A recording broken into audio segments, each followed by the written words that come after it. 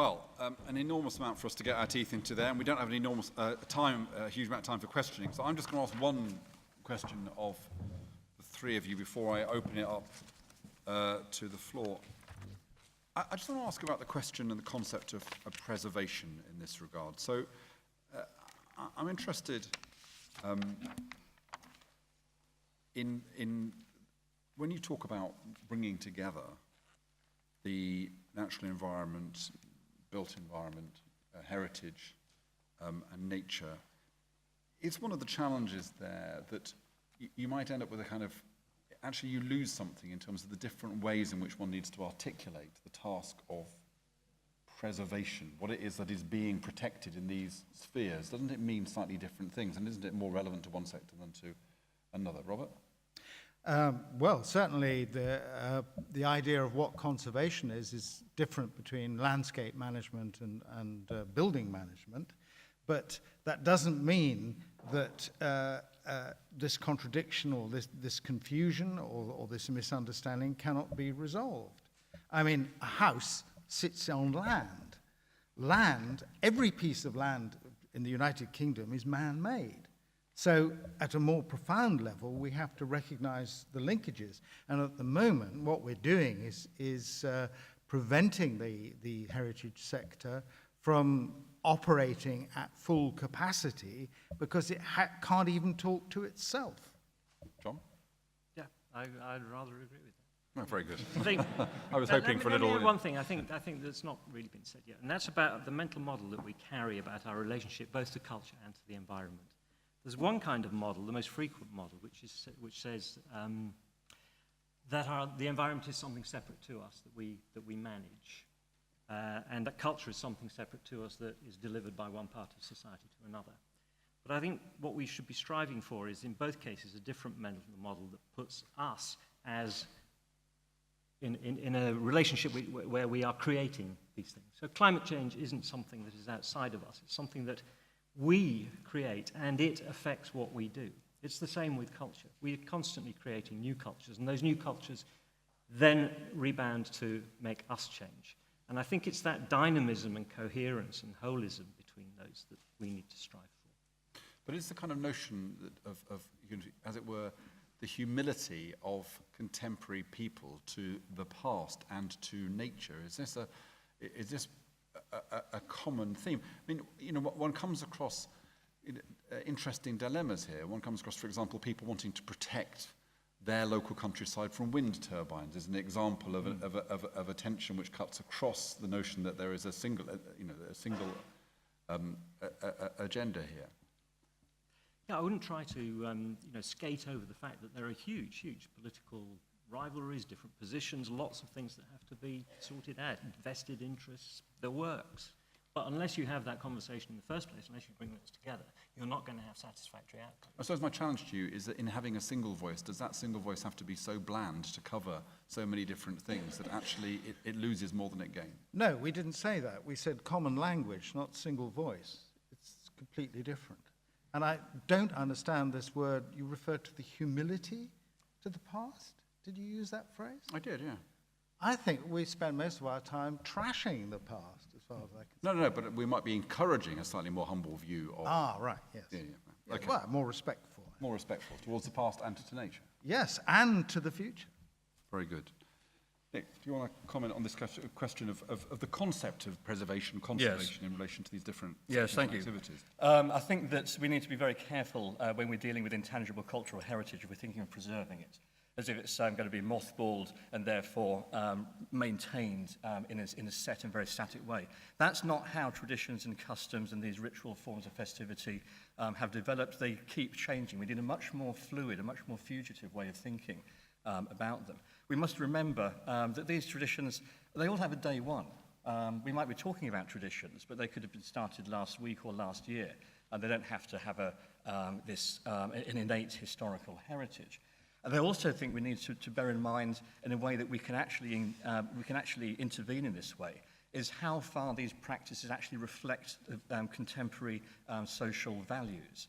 So in other words, how these things are going to be sustained how they're going to look forward and actually build a world for future generations. So I think that those are the ways in which we can actually intervene. And how easy is it to reconcile, as it were, the way in which we tend to think about stuff, which is that we value it old, how old it is, we value how unique it is, we value how the quality of it versus the more demotic kind of nature of intangible heritage? Yes, I think that it's very difficult. I think we're at the beginning of that road. And I think that it could also involve some very difficult questions. We've heard about Bannockburn, but if we go over into Belfast and we look at the folk art, for example, in certain parts of that city, we might want to think about how that might be conserved, or even the marching season, which started on the 12th of July.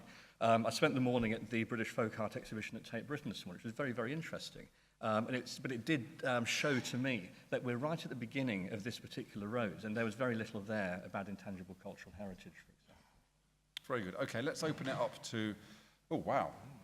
What a lot of arms. So I'm going to try and take as many people as I can, which is going to rely on you being reasonably brief and to the point, and I promise not to cross-examine you. And we'll start with the gentleman here in the second row, who's going to have the red microphone. If you could tell us your name as well, that'd be great. Hello, I'm Ian Lush from the Architectural Heritage Fund. Really welcome the idea of bringing together the natural, built, historic, intangible heritage, because not least, we don't have critical mass. We're not very good at speaking as a sector. We've been badly served by our government department and the endless stream of secretaries of state, and we gather there may be yet another one later this week. There's precedent for this. It's a very small precedent, but it's a very useful one, in that in the Cultural Olympiad, I actually ran a program called Discovering Places, which, as far as I'm aware, was the first time on a UK-wide scale, which brought together the natural, built, and historic environments. So it was a combination of the heritage sector through the Heritage Alliance, CABE, and Natural England. And actually, our similarities were much greater than our differences. And for the public, which was what mattered, they just thought, yeah, it's about place. It's about enjoying places. It's about visiting things. It's about finding out more about where we live. And I think there's huge opportunity here, not least to actually speak with not one voice, but a collaboration of voices which can make us much stronger together. So thank you for the idea. Very good. I think that's just a vote for you two, actually. Okay, so let's go to the lady here with sunglasses on her head. Yep, it's the black mic. Thank you. Sharon Heel from the Museums Association. I welcome the idea of a common language. I think the idea of statutory provision from local authorities for museums isn't radical. I don't think it's that new, and I don't think it'll solve things. I welcome the idea of cultural environmentalists, because that suggests some campaigning. But I think the strongest and most radical thing that anybody has said so far is the person from Bradford who said heritage is about people. And actually, the public don't care who funds what they see or what they experience. They don't care if it's DCMS, HLF, or the Arts Council, and they don't know what those acronyms mean anyway, much less care. What they care about is how it makes them feel, what experience they have, how they walk away from it, what they take with them, if it has an impact on them, which is why I welcomed what Gillian said about social inclusivity and social impact, because that's the thing that makes a difference, and that speaks loudly to the public, and that's why the public are up in arms when museums are under threat of closure, when heritage sites face threats, and I think that's the most important lesson. Which might, and save your answer for this for a moment, but what that might speak to is actually that the restructuring should be a radical localization of these approaches, so that, as it were, places can choose how it is that they define what matters most to the people locally. I'm going to make myself unpopular because so many arms are running out of time, but I'm going to take the lady back there with the red hair.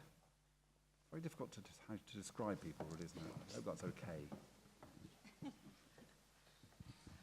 Hi, Joanne Orr, Chief Exec of Museums Galleries Scotland, which is actually also an accredited NGO to UNESCO as an expert advisor on the 2003 convention, the only one in the UK at the moment, so hopefully more of you will apply. And this is a question for all of you, really. In terms of the concept of a new agency, you've mentioned existing forums of museums, heritage and natural, and kind of thrown in the intangible one in there. Because at the moment, the UK doesn't have a policy around intangible. It doesn't really have a home at the moment. We've started to begin to think about it, and this is a fantastic event to begin that, just to start to think about exploring some of those tensions between the state constructs, which many of us here today are involved in, and the community reality on the ground.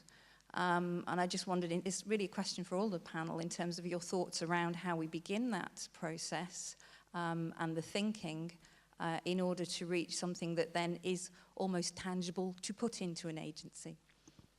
Okay, yep, and then we'll take in the middle of this row in the orange jacket. Anne Packard, Fellow of the RSA. Again, a question perhaps about intangibles. They are, to my mind, a very important, to use a very vernacular phrase, both social glue and intergenerational and inter-ethnic and very many other important kind of glue. They're evolutionary. They lead to community well-being. They are inclusive and very often a useful preventive spend, maybe, in retaining and promoting that use of tradition and handover and crossover. So my question is, are there communities in which they perhaps have more impact and a different importance to the built heritage? Unless anybody thinks I don't attach importance to the built heritage, I absolutely do. Okay, I'm going to take one more and then bring the panel in. Just choose a couple of points, and then we'll try and get another round in before we close. There's a gentleman there who's putting his arm up in a very kind of assertive way. Yes. Thank you. Yellow mic.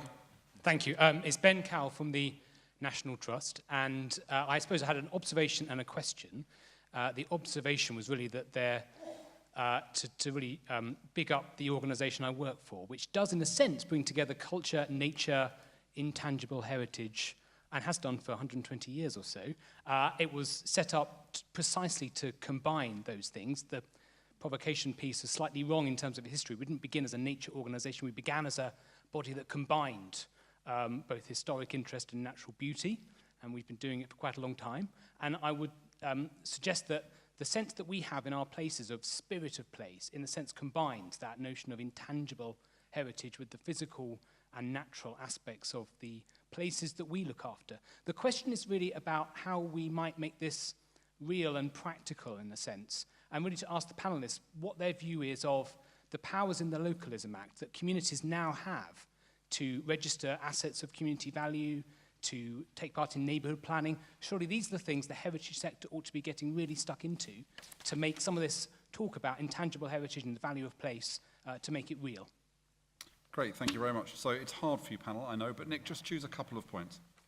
Just to take the last point to begin with, certainly the National Trust, for example, with Marsden Cuckoo Day, I think shows how culture and particularly intangible cultural heritage can be integrated in that particular way. The point about involving people, absolutely, and that's why I think that arts activist groups such as Common Ground can be very influential in actually offering ways of rethinking our relationship with the land. How to begin it? Well, I think through aesthetics. I'm bound to say that, I'm a professor of English literature. But through literature, through art, through poetry. And just to give you one example, Anne-Marie Culhane's an artist who worked in Sheffield, a project called Abundance, which was actually to harvest all of the fruit that was growing in the city of Sheffield, but nobody had really noticed. And now it's become a major part of the seasonal year in Sheffield, which involves a lot of volunteers, addresses food poverty issues, and really reconnects people and makes them feel much better with food production, indigenous food production, and with working together and cooperatively. So I think that artists and art groups can really take the lead on this. I mean, it sounds to me as if we do emphasise more intangible heritage, that's going to lead to an argument that there is a strong commonality of interest between arts and culture and heritage. So maybe you'll be back here in a few years' time arguing for an even bigger merged kind of organisation. But pick up that and a couple of other points. Yeah, I wanted to pick up on the localism point, really. As somebody who's been involved in a village design statement, I'm very much in favour of localism, but clearly I'm from the inarticulate middle classes in my case. But there are certain sections of the community who are able to do these things and certain other communities that find it more difficult. And I think we have to recognise that in the localism debate. The other thing I think we have to recognise is the speed of change in local communities too. One of my cousins was married in All Souls Church in Bolton, and it's a radically different place now to what it was even 30 years ago. So it's got to be a continual process of renewal and debate. The other thing I wanted to pick up on was the idea that things that seem radically different from each other actually often have a lot in common. We did a project on conservation at Demos once, where we interviewed somebody at the British Library and a graffiti artist on film, and they were saying exactly the same things about the need to preserve heritage, the British Library person with acid-free paper and so forth, and the graffiti artist saying it's terrible every time we do some work, the local authority comes and paints it over in white. How are the kids going to have any points of reference to carry this art form on into the future? They're exactly the same debates. Well, I suppose I get the last word, and that is, it sounds as though, it may sound our proposal for a common agency is somehow, terribly unifying and top down and all that. No, the idea is of course plurality. Let the National Trust thrive, but it's no good going on about local plans when actually local authorities are being just taken apart. There's no room for it. I mean, one or two are managing to do things. So on the one hand, we think that the whole heritage sector, if it's ever going to get anywhere, is going to need to come together at a certain point. And there is a moment of potential reform, which could also go, in my view, potentially, if it carries on the current plan, very, very badly. But at the same time, by coming together, we can then recognize our differences rather than using them against each other with the kind of professional rivalries, silos, and jealousies, which we, as external to the heritage sector, because we both are, have observed in our work. Okay, I'm going to take three last points from the floor before we bring the panel and then we wrap up. So there's a gentleman there in glasses. I'm afraid that's the only defining characteristic I can... Yeah. Hello, Mike. My name is Maurice Davis. I work for the Museum Consultancy. I just wanted to kind of throw a little bit of recent historical perspective on two things. The first is that I think the idea of a heritage sector, as we know, we are talking about it embracing natural built and other bits of heritage, is a recent construct probably created by the invention of the Heritage Lottery Fund. So I think we need to remember that the heritage sector, there are very few people in the heritage sector who perhaps don't primarily identify as being part of a different sector, be that built heritage, nature, or in my case, museums. And the second thing I wanted to say was this point which I think we didn't quite resolve about humility towards the past. And I think, again, if we look back 20 to 30 years, the issue now is that we are probably, as a culture, and possibly as an economy, but certainly as a culture, far too respectful of the past. And walking here, you see many more rather poor quality Victorian and Edwardian buildings being used often inappropriately and therefore unsustainably, certainly in environmental terms, if not in economic terms, than you do decent quality architecture. And I think there's a real issue, which I've never had a chance to unpick, in the at least English attitude to the preservation of the built environment, where there's a real conflict. This is terribly unusual, this building, but of course it didn't have a roof on, so you could build a nice contemporary roof when you came to heritage-ize it. But I think there is a real crisis of too much respect for the past. And I think that's a recent thing. Again, 20 or 30 years ago, that wasn't the case. Very good. There's a gentleman there with a beard. I'm not just choosing you because you've got a beard, but... Blue mic. Jonathan Cardy from Wikimedia UK. And question to the panel. Is there a risk with this focus on geographic community and localism that we lose the non-geographic and the digital community and the perspective on that? Okay. The surfacing of that.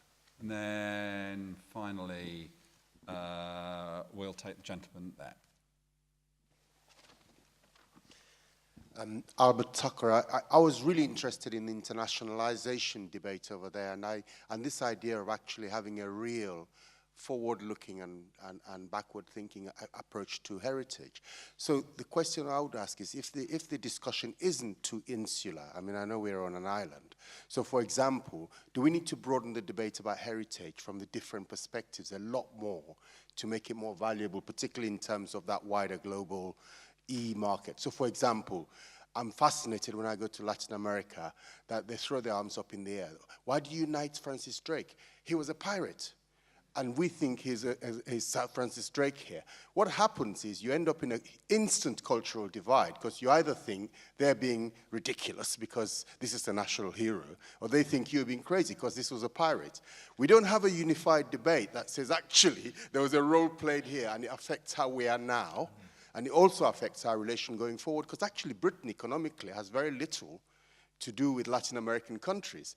And because that history and that discussion continues along those lines, when we're trying to do our future economic growth, there will be an important market, but they see us as the supporters of the pirate, you know, and we carry the discourse that way. So I'm quite interested in broadening that discourse and how you see that.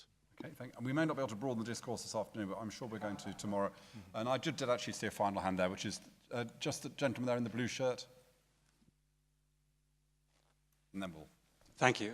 Jim Smiley from Natural England, one of the institutions which was mentioned in the provocation. I think I spoke to you about that, so I take my responsibility for some of the very small inaccuracies in your argument.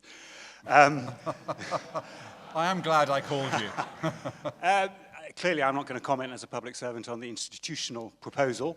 But I clearly, like many people in the hall, I support the argument. The argument is essential. But one small point of comfort is we mustn't mistake kind of political or institutional separation for local separation, because there is a great deal of local integration in the way that the natural environment and the cultural and built environment works together. People in Natural England work on a daily basis together with colleagues from the National Trust, from English Heritage, from local communities in terms of helping them to make sensible and balanced decisions about the kind of the assets and the landscapes that they inhabit. And just to say that the natural environment is the young kid on the block compared to the kind of cultural environment.